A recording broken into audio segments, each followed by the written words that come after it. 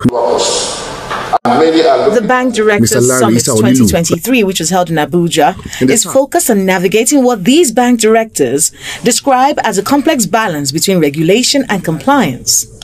And the chairman of the board begins with 3 requests, decrying the era of regulations without consultations with major players in the banking sector. AMCON levy and the NDIC levy is a discussion that must be had. It's a difficult conversation. The banks are willing to pay, but there has to be some resolution of it. Can be in many, many ways. Maybe there's a cap on it. Maybe there has to be some resolution to it. His Royal Highness Mohammed Sanusi II, Khalifa Tijaniya, 14th Emir of Kano and former CBN governor, shares his thoughts on the demands made and uses the opportunity to weigh in on other issues impacting Nigeria's economic growth. You guys want to get it off your books? Why don't you just get together, find out how much you owe the system, and pay one time and get it out of the way?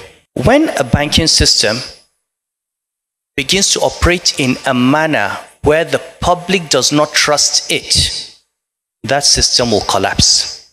If you take away the independence of the central bank, if you bring it under political control, you hurt the system, and long term, you are institutionalizing the lack of autonomy. Representing President Bola Tinubu at the event is the Minister of Finance, Mr. Wale Edun. He underscores the need for a forward-thinking regulatory framework and crucial collaborations the federal government is committed to.